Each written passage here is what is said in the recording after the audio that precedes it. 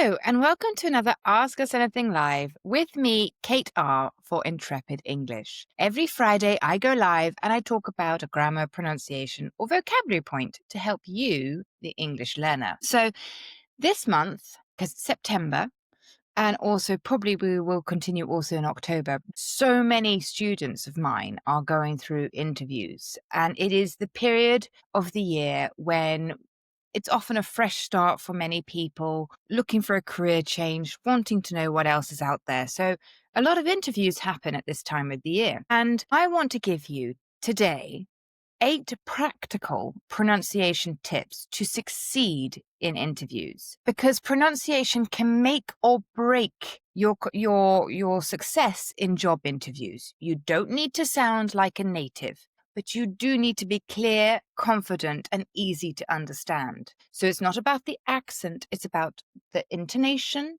and the syllable stress and the word stress and basically the sounds you are using to make yourself understood in English. So here are 8 practical tips to help you succeed in your next interview. Number 1, as I mentioned about the accent, prioritize clarity over accent. So it's not about sounding British or American, it's about being clear.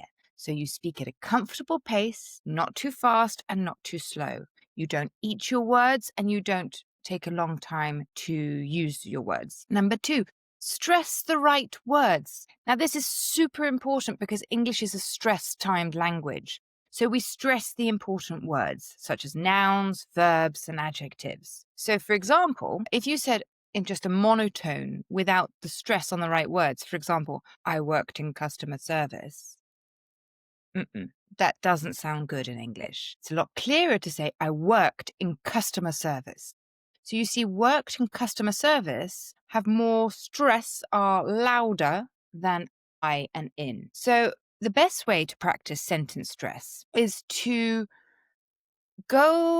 make sure you're practicing and you can hear, when you record yourself, hear that your key achievements really stand out. So listen to make sure that your verbs and your nouns are louder, clearer, because you've put the stress on them. So I'm going to talk more about word stress and obviously sentence stress, because where you put the stress in the sentence is where you want the important information to be understood. And I'm going to do another video in 2 weeks' time about that and showing you how one sentence, if you change the stress on different words, it changes the meaning of that sentence. Tip number 3, watch the ending. So I just was going through it with one of my students who's practicing for a presentation, not an interview, but I was trying to get her to be very clear with the E and the S endings. What do I mean by that? So it's very important that it's clear the difference between I manage a team and I managed a team. Managed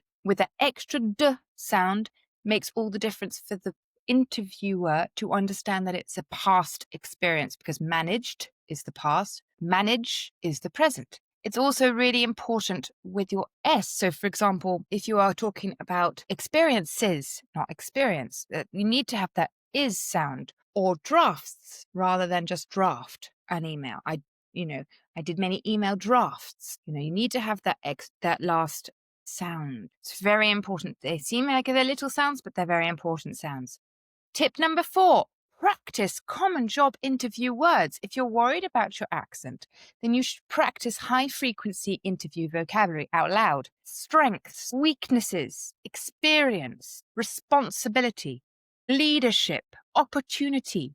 It's very important that you put the stress in the right place of the word. If I said, so it's opportunity, so it's tune is the stress. If I said opportunity, the interviewer might completely not understand you. The next point, number 5, use pauses, not fillers. So when you are struggling to find your words, instead of going, pause silently, take a breath. You sound a lot more confident if you take the time to think rather than just giving a sound into the air. And as I mentioned, so point number 6 is that intonation does matter. So when you're asking a question, if you want to show polite interest, your intonation needs to go up. So we use rising intonation for questions. For example, at the end of the interview, or even during the interview, you want to show your interest. Could you tell me more about that role? Okay, your intonation is going up. If you're intonation goes down, then it means you're confident about the answer. So, for example, I believe I am the right person for the job. Okay, my intonation is going down as I'm saying that sentence, and I'm showing confidence in my answer. As I mentioned at the beginning, point number 7, record yourself and listen back.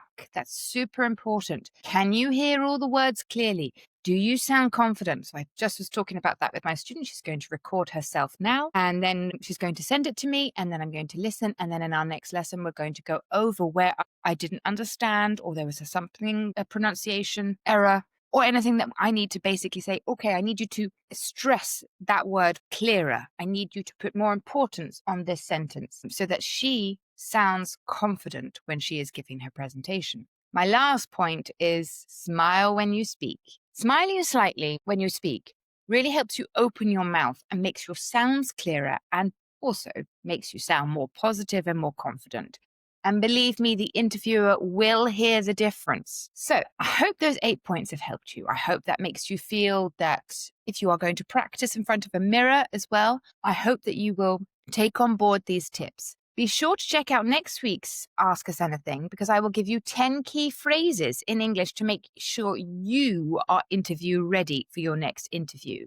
And of course, we have refreshed our interview course on our website. And if you're one of our members, please go and check it out. If you are not a member, please be sure to check out all the posts, the blogs, the podcasts, all the content that we are providing you this month and next month to help you in your interview and help empower you in English. And of course, if you would like more personalized help, be sure to click the link to a free trial lesson with me, and I can talk about your needs in English to help you be interview ready this autumn. In the meantime, I hope you have a wonderful weekend. See you next week for the 10 key phrases to use in an interview, and of course the week after when I talk about the difference it makes when you stress different words in the same sentence. So word stress and sentence stress. As I said, have a wonderful weekend. See you next week. Bye.